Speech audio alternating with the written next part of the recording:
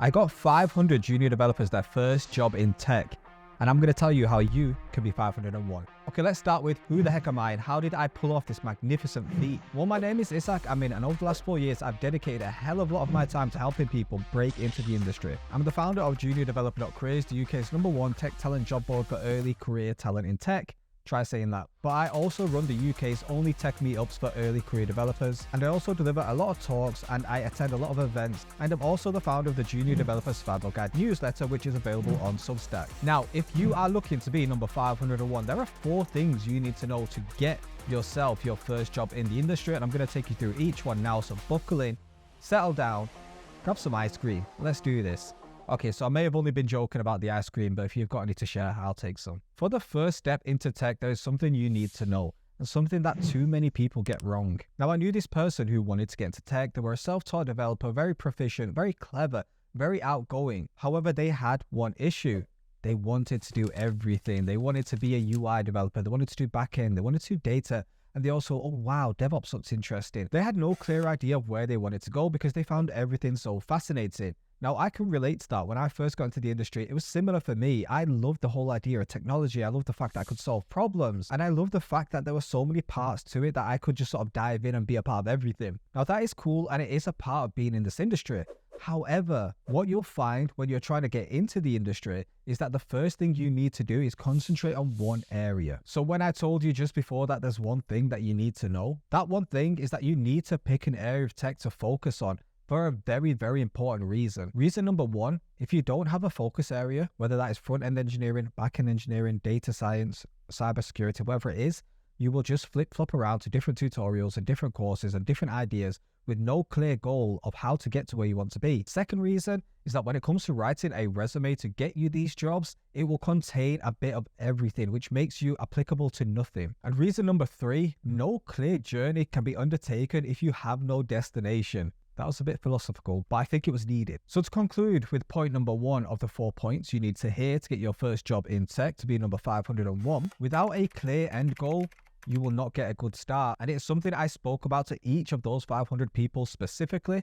Pick an area, focus, and you can change it when you get into the industry. Okay, so the second step of what I took those 500 people through is a little bit related to the first, but I'm going to take you through it a bit more in depth. So bear with me because this is vitally important to getting your first job in the industry. So with those 500 people, what I found in helping those people land jobs is that the most important part that you can work on is your resume. Now, I have done videos on resumes. I write a ton on LinkedIn, and if you follow the Junior Developer Survival Guide Substack with the link in the comments, you will see a lot of the articles that I write are how important a resume is, how it should look. It's all free information I'm giving to you. But why does this make such an impact? Why does this have such an impact? Think about this. When you send off your application to a recruiter, they will spend around 8 to 10 seconds. That's statistically proven. They'll spend around 8 to 10 seconds looking at your resume.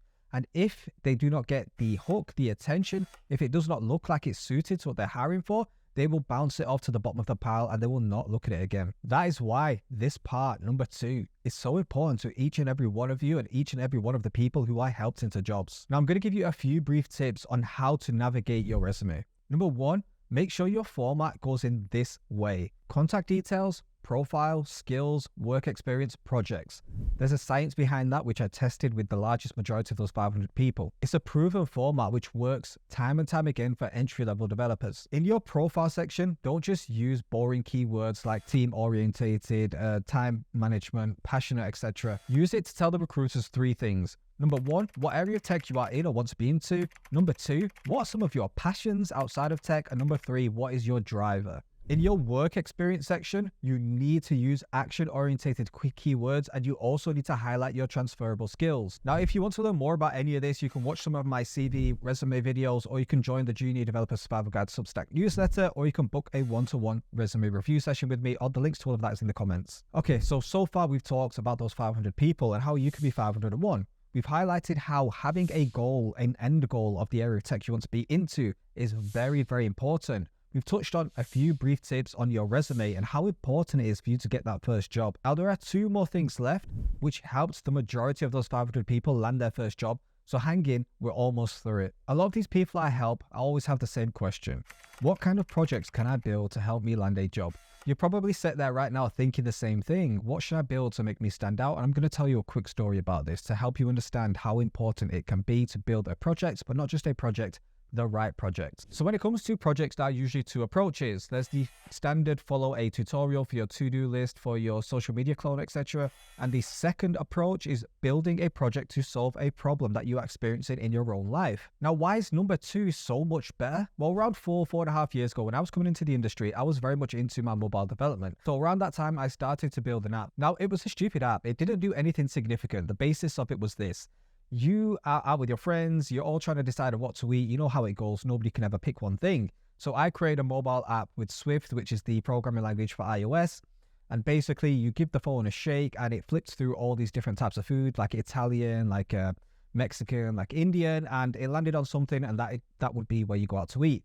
Now, it's ridiculous, right? I built this because it was a problem that I was having in my life. And I thought, let me try and solve this while I'm learning to code. So when it came to an interview for a junior developer position, I was interviewed by two people, and one of them, believe it or not, was a mobile developer. I was going up against around 15 people who all had the same sort of ideas. They had the same to-do tutorials. They had the same social media clones. Nothing really significant. So guess what happened when I presented my app? Because it was on my phone using iPhone Test Flight Simulator, I think it was called at the time, which basically let you put a test app on your phone to see how it works. Yes, I showed them my app. I told them how ridiculous it was, but it solved a problem for me. They absolutely loved it. And within the hour, I had a job offer. And within a week, I was starting as a position, well, with a national UK bank. So what should you take away from this? If you have a problem in your life, regardless of how ridiculous it may seem, solve a problem with it. Write a program, write an app, create something to help you, because it will make you stand out in front of everybody else you go against. I promise you that.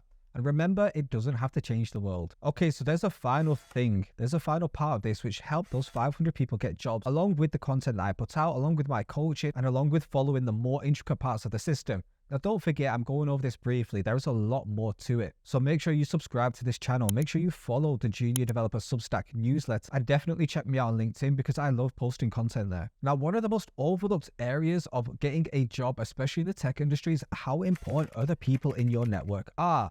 What I did with all of those 500 people, I pushed them out. I tell them you need to attend networking events, you need to post more on LinkedIn, you need to be more social about what you're building, and talk about the problems that you're having while you're doing it. Now, here's a little something you need to know about developers. When you go to Stack Overflow, the best way to get an answer to your question is by going in the comments and writing the wrong answer. Why? Because developers love to prove people wrong, but they also love to help and encourage when someone is struggling. So make sure you're vocal about the problems that you're having. Make sure you are posting on LinkedIn a few times a week. Make sure you go into your local networking events, because a lot of people who attend them events are senior developers, are recruiters, are CTOs who are looking to hire. The person you sit next to could have a junior developer position perfect for you, but you won't know if you are not there. Now, many of those 500 people I helped got jobs because they put themselves in the uncomfortable position of being out there and networking. Now, I absolutely love creating videos and creating content like this to help people thrive in the industry. So I would really appreciate the follow, and please check out the Substack and check out my LinkedIn. Let's connect, and I've got a lot more content coming for you.